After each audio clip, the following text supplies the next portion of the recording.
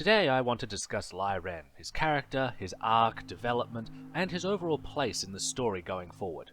When it comes to Ren, I've often seen a lot of people highlight the Knuckleave arc as his penultimate arc in many respects, but I feel that that can't be further from the truth, and I'm going to go into why here today. So, we all know Lie Ren. He mostly played a secondary and or supporting role in the early volumes, as Juniper never really got that involved in the plot. Most of what we saw was an almost supernaturally chill and slightly awkward but supportive guy who was very skilled in combat but may have lacked the stamina associated with some of his other allies. Due to never getting closer to the main plot, we didn't see much beneath the surface because he was mostly dealing with school drama. But then the fall of Beacon happened and we see him so wounded he can't even stand but still stubbornly trying to go save Pyrrha and Jean anyway. This, I feel, is a pretty good sign that Ren is not nearly as chill beneath the surface as he might first seem. Following that, V4 is what gives Ren, and to a lesser or at least more subtle extent Nora, real time to shine. We learn about his home and its destruction at the hands of the Grim. We learn about his father's last words of wisdom, demanding that he take action. We see his semblance that lets him hide or suppress aura and emotion, which does rather put his supernatural chill into question. When he encounters the Knuck, he unsurprisingly loses his cool entirely, racing headlong against a Grim well suited for fighting his style and almost gets himself killed. It's only Nora dragging him back to a state of near calm that stops this, and he participates in a plan that allows him the chance to effectively execute the Grim that ruined his life. Now, one can talk about the morality of the act of vengeance in general, and in regards to Grim specifically, until they're blue in the face, but I am more interested in his words, specifically his speech about taking vengeance for the people killed. He notes his parents, and then himself. Or in other words, some part of Ren sees himself as having been effectively killed by this Grim.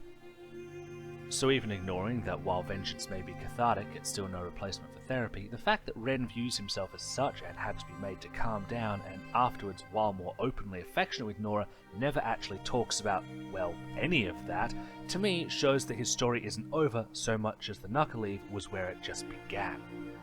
Things are pretty chill in Volume 5, which is unsurprising given Revenger's segment is thematically tied to the same sense of comfort and complacency that Ozpin previously had at Beacon that he can't see he's lost and is extending that to others.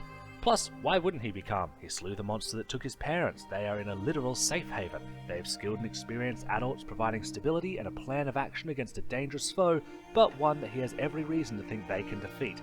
An idea driven home by Ozpin's claim that they would be defeating Salem as he once failed to do, implying a sense of permanality to the conflict.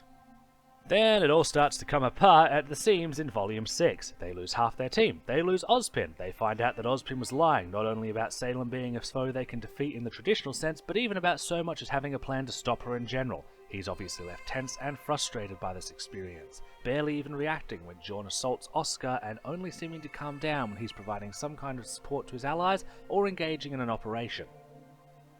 Or to put it another way, the shock from the realization about Salem's immortality was never addressed when it came to Ren and Nora. Team RWBY had a miniature arc dealing with the dangers of apathy, surrender and hopelessness. Jean had a meeting with his martyred teammate's mother that helped give him closure and resolve, but Ren and Nora didn't get that. But while Nora wears her heart on her sleeves, Ren only reveals his problems when he cannot control himself anymore.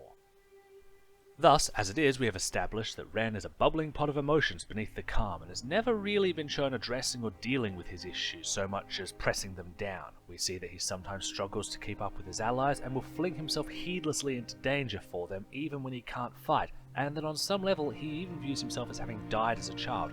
And finally, that Ren usually only returns to normal when given structure and a goal to work towards.